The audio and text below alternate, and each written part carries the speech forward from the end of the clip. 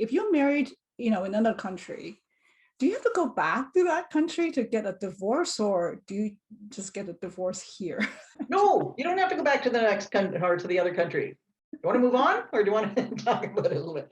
Okay, yes, you can get a divorce in Canada as long as either you or your spouse, like it doesn't have to be both of you, but as long as either you or your spouse has lived in Canada for at least a year, then either one of you can apply for a Canadian divorce. So divorces granted in Canada are actually based on your current status as a resident, not where your marriage took place and not where you might be a citizen. So again, you don't even have to be a Canadian citizen to be granted a divorce in Canada. You just have to be resident or have your spouse be resident in Canada for a year before you begin your divorce application. Are you supposed to go to the court and ask for a certificate of separation? Is there such a thing? No, there actually isn't. Yeah, you're right. A 1-year separation, the biggest thing that it triggers is, like we were just talking about, is regardless of whether you were married in Canada or another country, that if you want to apply for a divorce, the simplest grounds for getting a divorce is 1-year separation. Yes. So what happens is then if you do start an application in Canada and for a divorce, and you put in your application for your divorce what your date of separation is, as long as a year has gone by from that date, you will be able to get your divorce. Now, what does happen in quite a few cases is that people will actually go to court and go to trial and argue about what in fact the date of separation actually is. Yeah. So there really isn't, like, you can't just say, okay, that's it, we're not living together anymore, and you trounce off to court or go online and get a certificate confirming your separation. It's part of the pleadings that you make when you're asking for relief. The other real trigger that comes in about date of separation is that it also starts limitation periods running. Yes. So like if you are bringing a claim for spousal support or an equalization of property, there are limitation periods that apply, and the clock starts ticking from the date of separation. So again, there's a lot of case law that's been developed over the years about arguing when exactly the date of separation took place, because it also forms the key date for if you're looking at an equalization of property. That's right. You have to account for all the value of your property as of the date of separation. So yeah, it's a question of fact what your date of separation is, and if the parties don't agree on what their date of separation is, they have to go to court and litigate it, and the court will listen to the evidence, and the court will make a determination on what the date of separation is. You mentioned parenting time and support claims and things like that. Parenting time decision making and support claims, and I think it's an overlap, right? I think both the OCJ, both the Ontario Court of Justice and the Superior Court can hear these issues. So does that mean you can pick and choose which court you want to go?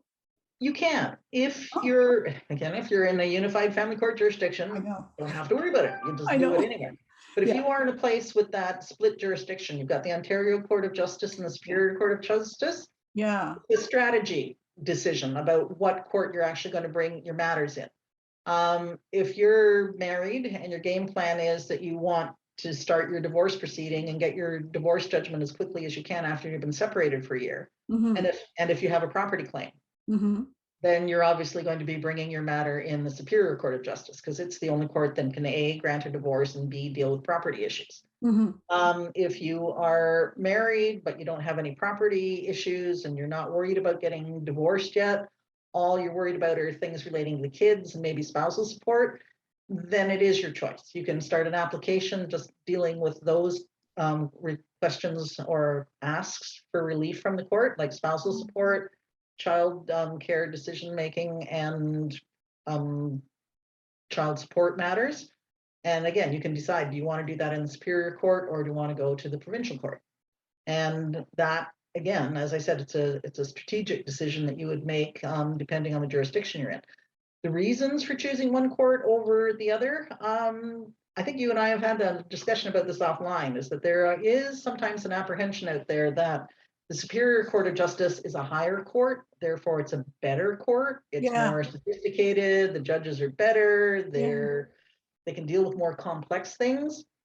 And really, it's a subject matter thing. There does tend to be that reputation for the Superior Court because A, of the requirement to pay fees. So automatically, as soon as you figure you got to pay for something, it's got to be worth more, right? And again, it's because they can actually deal with cases that have a lot more money involved. Right. You could start a child support application in the Ontario Court of Justice from a support payer that makes over $1 million a year. But chances are there's also going to be property issues when you got somebody that's making that much money. So you do tend to see cases where there's a lot more money involved, either because of the value of property or because of high income numbers. Those cases do tend to go to the Superior Court of Justice, but they don't have to. So again, there are family court there are judges at both the provincial level and the Superior Court level, depending on your jurisdiction, that do nothing but hear family law cases. And it might be a simple question of saying, if you really feel you need to get to court as soon as you can and get in front of a judge as soon as you can, once you start the process, depending on your jurisdiction, you might have a shorter wait because the court's not as busy if you started at the Superior Court level, or it might be faster to get into court if you're dealing with the provincial court level. So again, it's all those kind of factors. And again, that's usually why quite often we do recommend that people, even if they're not going to be looking at hiring a lawyer and they know they can't afford a lawyer, even just having a short preliminary meeting with a lawyer to discuss, okay, this is where I live, this is what my issues are, what level of court should I be going to in this jurisdiction? You won't hear many lawyers say, however, that, geez, you should really go to the Ontario Court of Justice for your family law matters because you don't have property, you don't have divorce. And actually, the provincial court judge is a really, really good judge on family court matters, whereas the Superior Court judge that we've got is terrible. You're not going to hear that. No. Again, that's one of the options too, is that it could be a choice of judge, depending on who you're hoping to get to hear your case. And it may be a judge in the OCJ or maybe a judge in the Superior Court. So that's great, yeah, because actually it's not really a fair thing to say that the judges at the OCJ are inferior in some way, because they're actually experts in these issues. Whereas I think you're saying that at the Superior Court they could be adjudicating a car accident claim, and all kinds of other things. So they're not specialists. That's right. And when you're dealing with the provincial level, most jurisdictions do tend to have their judges either all the time or predominantly hear either criminal cases or family law cases. Again, there are some jurisdictions where you have a provincial court judge that may do both, but they do tend to specialize more in one field or the other.